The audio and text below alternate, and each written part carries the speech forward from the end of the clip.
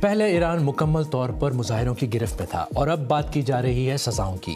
ایران حکومت مخالف مظاہرین کو سخت سے سخت سزائیں سنا رہا ہے اور دوسری جانب صدر ٹرمپ نہ صرف ایران کے خلاف کارروائی کی بات کر رہے ہیں بلکہ ان سب ممالک کو سزا دینے کے لیے ٹیرفس لگا رہے ہیں جو ایران کے ساتھ تجارت کرتے ہیں۔ چین اور انڈیا جیسے ملک کو ایران کے ساتھ صدر ٹرمپ کے عتاب کا سامنا ہو سکتا ہے۔ ایران میں امریکی فوجی کارروائی کی دھمکیوں پر عمل ہو نہ ہو، ایران کو معاشی طور پر نقصان پہنچانے پر کام شروع ہو چکا ہے اور انڈیا جیسے ممالک اس کی بھاری قیمت چکا سکتے ہیں۔ میں ہوں خالد کرامت اور یہ آج BBC نیوز اردو کے پروگرام جہانما کی ہماری ٹاپ سٹوری ہے۔ اس کے علاوہ پروگرام میں دیکھیے گا چین اور انڈیا کے درمیان سرحدی علاقے پر تنازع، سیاچن گلیشیئر کے پاس شخصگام وادی پر انڈیا کا دعویٰ رد کرتے ہوئے چین نے کہا ہے کہ یہ علاقہ ہمارا ہے۔ روس یوکرین کے خلاف اپنی جنگ میں لڑنے کے لیے غیر ملکی مردوں کو کیسے بھرتی کر رہا ہے، BBC کی اسپیشل انویسٹیگیشن۔ ایران میں حکومت مخالف مظاہرے دم توڑ رہے ہیں اور اب پکڑے جانے والے مظاہرین کے خلاف سخت سے سخت کارروائیوں کے مطالبے کیے جا رہے ہیں۔ صدر ٹرمپ نے مظاہرین کی سزائے موت پر عمل درآمد کی صورت میں سخت کارروائی کی دھمکی دی ہے۔ فوجی کارروائی کے علاوہ ایران کو معاشی طور پر مفلوج کرنے کے لیے ٹیرفس پر بھی بات کریں گے، لیکن پہلے ذکر ایران میں عدالتی کارروائیوں کا۔ ویسے تو ہزاروں گرفتاریوں کی اطلاعات ہیں، لیکن حالیہ مظاہروں میں شامل 26 سالہ عرفان سلطانی کی گرفتاری اور ان کے خلاف بہت تیزی سے کی جانے والی عدالتی کارروائی میں دی جانے والی سزائے موت پر تشویش کا اظہار کیا جا رہا ہے۔ امریکہ میں قائم human rights activist news agency پچھلے 17 دنوں میں ایران میں انٹرنیٹ کے بند رہنے کے باوجود اب تک 2400 سے زیادہ مظاہرین کی ہلاکت کی تصدیق کر چکی ہے۔ اس کے علاوہ حکومت سے منسلک 150 افراد بھی مارے گئے ہیں۔ ایک ایرانی اہلکار نے خبر رساں ادارے رائٹرز کو بتایا کہ 2000 افراد مارے جا چکے ہیں، لیکن ساتھ کہا کہ اس کے لیے دہشت گرد ذمہ دار ہیں۔ اب اس صورتحال میں ایک طرف ایران پر امریکی فوجی حملوں کا خطرہ منڈلا رہا ہے تو دوسری جانب صدر ٹرمپ نے ایران کے خلاف پہلے ہی کارروائی شروع کر دی ہے اور وہ ہے ٹیرفس کی صورت میں۔ یہ ٹیرفس ایران پر نہیں بلکہ ان ممالک پر لگ رہے ہیں جو ایران سے تجارت کریں گے۔ مقصد یہ ہے کہ ایران کی معیشت کو کچل دیا جائے۔ ٹیرفس کا ذکر صدر ٹرمپ نے پیر کو اپنے social media platform Truth Social پر پوسٹ کے ذریعے کیا اور کہا کہ یہ فیصلہ فوری نافذ العمل ہے، یہ حکم حتمی اور قطعی ہے۔ ایران کے ساتھ تجارت کرنے والے 100 سے زائد ممالک میں چین اس کا سب سے بڑا برآمدی شراکت دار ہے، لیکن چین نے امریکی ٹیرفس کو رد کر دیا ہے۔ عراق دوسرے نمبر پر ہے اور پاکستان اور انڈیا بھی اس کے اہم تجارتی پارٹنرز میں سے ہیں۔ اور اگر بات انڈیا کی کریں تو ٹریڈنگ اکانومی کی ایک رپورٹ کے مطابق ایران کو انڈیا کی اہم برآمدات میں $500 ملین سے زیادہ مالیت کے کیمیکل سر فہرست ہیں۔ اس کے بعد پھل، گری دار میوے، لیموں کے چھلکے اور خربوزے شامل ہیں جن کی مالیت $300 ملین سے زیادہ ہے۔ امریکی پابندیوں کی وجہ سے انڈیا پہلے ہی ایران کے ساتھ اپنی تجارت میں نمایاں کمی کر چکا ہے۔ 2019 میں ایران کے وزیر خارجہ نے انڈیا پر زور بھی دیا تھا کہ وہ امریکی دباؤ کے سامنے نہ جھکے۔ ایران کے پاس تیل کے اہم ذخائر ہونے کے باوجود عالمی اقتصادی پابندیوں، بد انتظامی اور حالیہ کشیدگی سے معیشت کا برا حال ہے اور اب صدر ٹرمپ کے اضافی ٹیرفس کے بعد ایران تو متاثر ہوگا ہی، اس کے ساتھ جو ملک تجارت کرتے ہیں وہ بھی پوری طرح متاثر ہوں گے۔ صدر ٹرمپ کے اس فیصلے کا انڈیا پر بھی اثر پڑے گا اور اسی بارے میں بات کرنے کے لیے اس وقت میرے ساتھ اسٹوڈیو میں موجود ہیں ہمارے ساتھی شکیل اختر۔ شکیل، انڈیا پر صدر ٹرمپ پہلے ہی 50% ٹیرف لگا چکے ہیں اور اب جو یہ مزید 25% ٹیرف کی بات ہو رہی ہے بلکہ لگ چکے ہیں، انڈیا میں اس پر کیا رد عمل ہے اور کیا اثرات ہو سکتے ہیں؟ دیکھیے، تجارت جیسا کہ آپ نے پہلے کہا کہ پہلے $17 بلین تک ہوتی تھی، اب وہ گھٹ کر $1.5 بلین پہ آ چکی ہے۔ ٹیرف لگنے کا مطلب یہ ہے کہ یہ انڈیا کے لیے سسٹینیبل نہیں ہوگا، پہلی بات۔ اور دوسری چیز یہ ہے کہ انڈیا کے جو چابہار بندرگاہ ہے اس میں بہت زبردست اس کی شراکت ہے اور وہ اس سے وہ سنٹرل ایشیا جو آرمینیا، ازبکستان، تاجکستان اور روس اور یورپ تک رسائی اسے مل سکتی تھی، جو مل رہی تھی۔ تو کسی طرح کی پابندیوں کا مطلب یہ ہے کہ یہ سارے بند ہو جائیں گے فی الحال، اور جس طرح کی صورتحال ہے اس میں کوئی گنجائش لگ نہیں رہی ہے۔ تو انڈیا اس وقت جو ہے وہ ہوا کا رخ دیکھ کر کے قدم اٹھا رہا ہے۔ کل امریکی وزیر خارجہ کی ایس جے شنکر ہندوستانی وزیر خارجہ کے ساتھ بات چیت ہوئی ہے اور انہوں نے اس کے بارے میں بات چیت کی ہے۔ جی، اور ویسے دوسرے ممالک ممالک پر بھی ٹیرفس ہوں گے، لیکن چونکہ 50% اضافی ٹیرفس ہیں تو اس لیے انڈیا زیادہ متاثر ہو سکتا ہے. اچھا، اگر صدر ٹرمپ کا وہی مطلب ہے جو انہوں نے اپنے بیان میں کہا، تو پھر ایران کے ساتھ ساتھ انڈیا اور چین بھی متاثر ہو سکتا ہے. اس بارے میں دیکھیں، چین کا موازنہ انڈیا سے نہیں کیا جاتا. چین بہت بڑا ملک ہے، طاقتور ملک ہے، اور اس کی تجارت وغیرہ کا حجم بہت زیادہ ہے. چین پہلے ہی رد کر چکا ہے اور وہ یقینی طور پر اس کو ریزسٹ کرے گا. لیکن یہ یقینی طور پر چونکہ سب سے بڑا اس کا تجارتی پارٹنر ہے تو ایک یہ مسئلہ پیدا ہوگا. لیکن ابھی یہ ابھرتی ہوئی صورتحال ہے. چونکہ تیل کا بڑا جو ہے اس کا ذخیرہ جو وہاں سے سپلائی جو ہوتا تھا چائنا کو ہوتا تھا، وہ دیکھنا ہوگا کہ چین کیسے اس کو ریٹین کر پائے گا. کیا وہ اس چیلنج کو قبول کرتا ہے؟ لیکن اس نے پہلے بھی اس طرح کا چیلنج امریکہ سے جو ہے اس کا سامنا کیا ہے، اور ہو سکتا ہے کہ شاید وہ اس کو تسلیم نہ کرے. شکل تفصیلات بتانے کا بہت شکریہ. اب ذکر کرتے ہیں انڈیا اور چین کے درمیان شخصگام وادی پر لفظوں کی جنگ کا. انڈیا نے اس علاقے میں چین کی جانب سے انفراسٹرکچر بنانے پر تنقید کی ہے. انڈیا کو اس حوالے سے پاکستان سے بھی مسئلہ ہے. اس پر بات کرتے ہیں اپنے اگلے سیگمنٹ ٹرینڈنگ میں.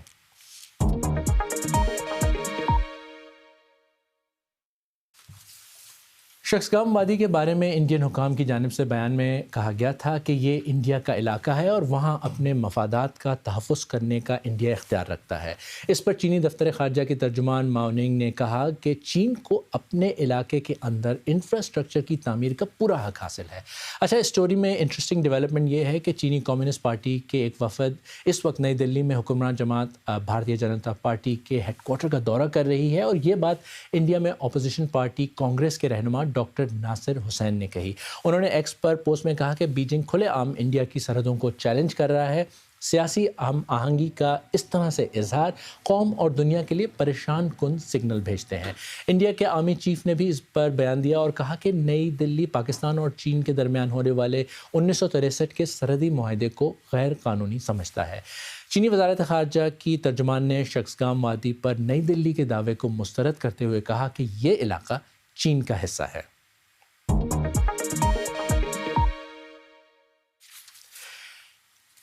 بی بی سی آئی کی ایک تحقیق نے ان ریکروٹرز میں سے ایک کا پتہ لگایا ہے جو روس کی یوکرین میں جاری جنگ کے لیے غیر ملکی جنگجو بھرتی کرنے کے لیے کام کر رہی ہیں.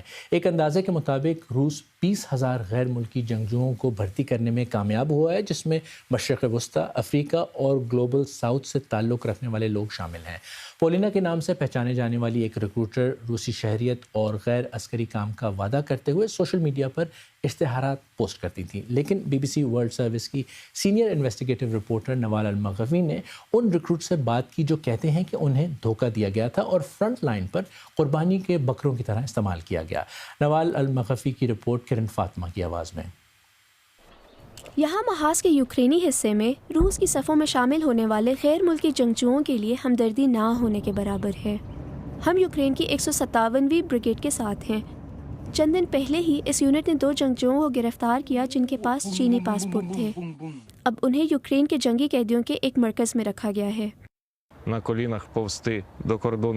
انہیں گھٹنوں کے بل رینگتے ہوئے روسی سرحد تک جانا چاہیے. ہر گھر کے سامنے رک کر ہر خاندان سے معافی مانگنی چاہیے. ہم نے ایسے ہی ایک جنگجو سے رابطہ کیا، ایک شامی شخص جسے ہم حبیب کے نام سے جانتے ہیں. ان کے پاس فوجی تجربہ تھا، لیکن ان کا کہنا ہے کہ دیگر عرب بھرتی ہونے والوں کو یہ اندازہ نہیں تھا کہ وہ کس چیز کے لیے سائن کر رہے ہیں. ان میں سے زیادہ تر کو امید تھی کہ وہ تنصیبات کی حفاظت کریں گے، ہتھیار اٹھائیں گے اور کسی چیک پوسٹ پر کھڑے ہوں گے. جو عرب آ رہے ہیں وہ فوراً مارے جا رہے ہیں. حبیب کا کہنا ہے کہ ان کے آبائی شہر سے 15 نوجوان روس صرف ایک عورت کی وجہ سے گئے. پولینا الیگزینڈرونا ازارنیخ وہ ایک سابق اسکول ٹیچر ہیں جنہوں نے 2024 میں ایک ٹیلی گرام چینل شروع کیا جہاں وہ غیر ملکی مردوں کو روسی مسلح افواج میں شامل ہونے کی ترغیب دینے کے لیے ویڈیوز پوسٹ کرتی تھیں. دوستوں، میں آپ کی شکر گزار ہوں کہ آپ نے معاہدے پر دستخط کیے. میں ان شامیوں کا شکر ادا کرنا چاہتی ہوں جنہوں نے مجھ پر یقین کیا اور جو روس کے لیے لڑنا چاہتے ہیں. اپنے ٹیلی گرام چینل پر وہ ممکنہ بھرتی ہونے والوں سے روسی شہریت، پیشگی $5,000 اور ماہانہ $2,500 کا وعدہ کرتی ہیں. یہاں بہت سردی ہے، میں بمشکل بول پا رہا ہوں. ہم یہ سب کچھ برداشت نہیں کر سکتے. عمر پولینا کے ذریعے بھرتی ہونے والوں میں سے ایک ہیں. ان کا کہنا ہے کہ پولینا نے انہیں یقین دلایا تھا کہ اگر وہ انہیں $3,000 کا حصہ دیں تو وہ یہ بھی یقینی بنائیں گی کہ انہیں غیر جنگی ذمہ داریاں دی جائیں. لیکن اس کے برعکس صرف 10 دن کی فوجی تربیت کے بعد انہیں محاذ پر بھیج دیا گیا۔ ہمیں ذبح خانے کی طرف بھیجا جا رہا ہے، گولے چاولوں کی طرح برس رہے ہیں اور لوگ زمین پر چاولوں کی طرح بکھرے پڑے ہیں۔ پولینا اپنے بھرتی ہونے والوں کو یہ بھی بتاتی ہے کہ وہ صرف 1 سال کی سروس کے پابند ہوں گے۔ وہ یہ نہیں بتاتی کہ 2022 کے ایک قانون کے تحت تمام روسی فوجیوں کو جنگ کے خاتمے تک خدمات انجام دینا لازمی ہے۔ جب عمر کو احساس ہوا کہ ان کے ساتھ دھوکہ ہوا ہے تو انہوں نے اور ان کے ساتھی شامیوں نے پولینا کو رقم دینے سے انکار کر دیا۔ یہ تھا پولینا کا رد عمل۔ کیا تم اپنا پاسپورٹ پہچانتے ہو؟ اب دیکھو اس کے ساتھ کیا ہونے والا ہے، یہ اچھی طرح جل رہا ہے۔ گزشتہ 1 سال میں ہم 490 سے زائد دعوت ناموں کا سراغ لگا چکے ہیں جو انہوں نے دنیا بھر کے مردوں کو بھیجے۔ ہم نے متعدد بار ان سے رابطہ کرنے کی کوشش کی۔ آخر کار انہوں نے ہمیں یہ وائس نوٹ بھیجا۔ میں آپ کو بتا دوں کہ ان تمام الزامات پر آپ پر حد تک کی عزت کا مقدمہ چل سکتا ہے۔ الزامات ثابت کرنے کے لیے شواہد پیش کرنا ضروری ہیں، اور جہاں تک اربوں کا تعلق ہے وہ اپنے الزامات اور رکھ سکتے ہیں۔ بی بی سی نے روسی وزارت دفاع سے رابطہ کیا لیکن انہوں نے انٹرویو کی درخواست پر کوئی جواب نہیں دیا۔ جب تک روس کی جنگی مشین کو چلانے کے لیے غیر ملکی جنگجوؤں کی مانگ موجود رہے گی، تب تک بیچ میں شامل مڈل مین کو انتہائی مجبور حالات میں پھنسے لوگوں کا استحصال کرنے سے کوئی نہیں روک سکے گا۔ آپ بی بی سی آئی کی مکمل دستاویزی film into the wide Putin's foreign fighters برطانیہ میں B B C iPlayer اور باقی دنیا میں B B C world service کے یوٹیوب چینل پر دیکھ سکتے ہیں۔ اور اب ایک نظر ڈالتے ہیں دنیا بھر کی باقی خبروں پر۔ امریکہ نے مصر، لبنان اور اردن میں موجود اخوان المسلمین کو دہشت گرد تنظیمیں قرار دیا ہے۔ امریکہ کا الزام ہے کہ وہ حماس کو اسرائیل پر حملے کے لیے مدد فراہم کرتی رہی ہیں اور اسلام کی ایک انتہا پسندانہ تعبیر کو فروغ دیتی ہیں۔ اخوان المسلمین کی مصری شاخ نے اس اقدام کو حقیقت سے دور اور شواہد کے بغیر قرار دیا ہے۔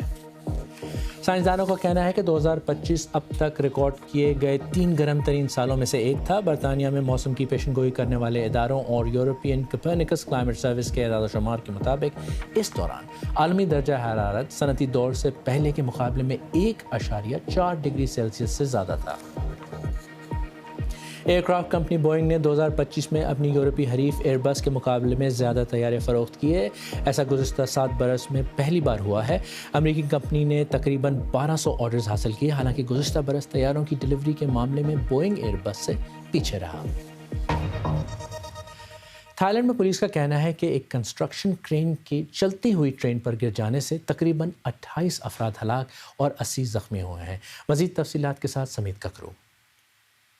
یہ ٹرین بینکاک سے شمال مشرقی شہر اوبون رتچتھانی کی طرف جا رہی تھی جب ریلوے کی ایک نئی اوور ہیڈ لائن بنانے کے لیے استعمال ہونے والی کرین کا ایک حصہ اس پر گر گیا۔ یہ حادثہ بینکاک سے 230 کلومیٹر دور پیش آیا۔ ٹرین پٹری سے اتر گئی اور اس کے کچھ ڈبے کرین کی وجہ سے کچلے گئے، جبکہ ایک ڈبے میں آگ لگ گئی۔ حادثے کے کئی گھنٹے بعد بھی امدادی ٹیمیں مسافروں کو نکالنے میں مصروف تھیں۔ حکام کے مطابق ٹرین میں 195 افراد سوار تھے اور ہلاک ہونے والوں کی شناخت کی جا رہی ہے۔ یہ نیا ریلوے ٹریک چائنا کے تعاون سے بننے والے $5.4 بلین کے منصوبے کا حصہ ہے، جس کا مقصد تھائی دارالحکومت کو پڑوسی ملک لاؤس سے جوڑنا ہے۔ تھائی لینڈ میں پچھلے کچھ سالوں میں کئی جان لیوا حادثات پیش آئے ہیں۔ گزشتہ سال مارچ میں ایک زلزلے کے دوران ایک زیر تعمیر ٹاور بلاک گرنے سے 100 سے زیادہ افراد ہلاک ہو گئے تھے۔ بینکاک سے ملک کے جنوب تک نئی اور بہتر روڈ بنانے کے دوران گزشتہ 7 سالوں میں متعدد حادثات پیش آئے ہیں، جس میں تقریباً 150 افراد ہلاک ہو چکے ہیں۔ برطانیہ میں ڈاکٹروں نے وہ کر دکھایا ہے جو پہلے ناممکن تھا، مریض کی بینائی بحال کرنا اور آنکھوں کی خطرناک بیماریوں میں مبتلا افراد کو اندھا ہونے سے بچانا۔ یہ علاج کیا ہے؟ بی بی سی نیوز کی ہیلتھ رپورٹر صوفی ہچنسن کی رپورٹ، خدیجہ عارف کی زبانی۔ یہ مٹر کے دانے کی برابر جیل کی ڈراپ لوگوں کی بینائی بچا رہی ہے، ایک عام اور سستی چیز جسے حیرت انگیز کامیابی کے ساتھ نئے مقصد کے لیے استعمال کیا جا رہا ہے۔ یہ ناقابل یقین زندگی بدل دینے والا ہے۔ یہ ایسی شخصیت ہے جنہیں ہر لحاظ سے دونوں آنکھوں کی بینائی کھو دینی چاہیے تھی، اور پرانے طریقہ علاج کے مطابق اب انہیں بالکل نظر نہیں آنا چاہیے تھا، لیکن اب وہ معمول کی زندگی گزار رہی ہیں۔ نکی گائے کی آنکھوں میں دباؤ اتنا کم تھا جسے ہائپوٹنی کہا جاتا ہے کہ ان کی آئی بالز بیٹھنے لگی تھی۔ اس کے نتیجے میں ان کی دائیں آنکھ کی بینائی ختم ہو گئی اور پھر بائیں آنکھ کی حالت بھی تیزی سے خراب ہونے لگی۔ یہ بہت مشکل تھا، میں اپنے گھر میں چلنے کے لیے بھی ٹھیک سے نہیں دیکھ پاتی تھی، باہر نکلنا میرے لیے بہت مشکل تھا، میں اپنے بچے کو کیسے دیکھ پاؤں گی اگر وہ بھاگ جائے، وہ اس وقت بہت چھوٹا تھا، ایسی بے شمار باتیں تھیں۔ تو آپ کو اس مشکل وقت میں کس چیز نے سنبھالا؟ حوصلہ، مضبوط ارادہ، محض عزم۔ میں بس یہی کہہ رہی تھی کہ میں ہار نہیں مانوں گی، میں یہ ماننے سے انکار کرتی ہوں کہ میری زندگی اب ایسی ہی رہے گی۔ نکولا کے ڈاکٹر بھی پرعزم تھے، ان کی بائیں آنکھ تکنیکی طور پر اب بھی دیکھ سکتی تھی اگر اس کے گرد موجود آنکھ کے گولے کو دوبارہ پھیلایا جا سکتا، لیکن عام طور پر استعمال ہونے والا سلیکون آئل شفاف نہیں ہوتا اور اس کے ذریعے دیکھنا مشکل ہوتا ہے۔ سب سے آسان حل یہ لگتا ہے کہ اسے دوبارہ پھلایا جائے، کیونکہ اگر سائیکل کا ٹائر پنچر ہو جائے تو اسے بھی ہوا سے بھر دیتے ہیں۔ اصل ضرورت یہ ہے کہ آنکھ کو ایسے مادے سے بھرا جائے جس کے ذریعے دیکھا جا سکے، اور جب بات ایک نوجوان کی ہو جسے گاڑی چلانی ہو، اپنے بچے کی دیکھ بھال کرنی ہو اور کام کرنا ہو، تو سلیکون آئل کے ساتھ حاصل ہونے والی بینائی کا معیار زیادہ اچھا نہیں ہوتا۔ پھر HPMC کو استعمال کرنے کا خیال آیا جو کئی دہائیوں سے آنکھوں کی دیگر اقسام کی سرجری میں استعمال ہو رہا ہے۔ سب سے مختلف بات یہ ہے کہ ہم جیل کو آنکھ کے پچھلے حصے میں انجیکٹ کر رہے ہیں، اور اس طرح پہلے کبھی باقاعدہ طور پر کام نہیں کیا گیا تھا۔ یہی وہ لمحہ تھا جس نے سب کچھ بدل دیا۔ آنکھ کے یہ اسکین بائیں جانب علاج سے پہلے اور دائیں جانب علاج کے بعد کی حالت دکھاتے ہیں۔ اگرچہ یہ بہت بڑا فرق محسوس نہ ہو، لیکن اس تصویر اور اس دوسری تصویر جس میں ریٹنا سکڑی ہوئی ہے، ان دونوں میں دیکھنے اور نہ دیکھنے کے درمیان جیسا فرق ہے۔ نکی ان 8 مریضوں میں سے 60 میں شامل ہیں جنہیں ماہانہ جیل کے انجیکشن لگائے گئے اور جن کی بینائی میں نمایاں بہتری آئی ہے۔ میں پہلے بہت زیادہ تصاویر کھینچتی تھی اور فوٹوگرافی کا شوق رکھتی تھی، اب میں یہ سب دوبارہ کر سکتی ہوں۔ میں اپنے بچے کو ہر سالگرہ پر بڑا ہوتا دیکھ سکتی ہوں۔ اگر میری بینائی ساری زندگی ایسی ہی رہے تو یہ بالکل شاندار ہوگا۔ میں شاید دوبارہ کبھی گاڑی نہ چلا سکوں، لیکن اگر بینائی ایسی ہی برقرار رہے تو مجھے یہ منظور ہے۔ امید کی جا رہی ہے کہ یہ جیل معیاری علاج بن جائے گا اور آخرکار سینکڑوں نہیں بلکہ ہزاروں لوگ اس سے فائدہ اٹھا سکیں گے۔ آج BBC نیوز اردو کے پروگرام جہانما میں بس اتنا ہی۔ خالد کرامت کو اب اجازت دیں۔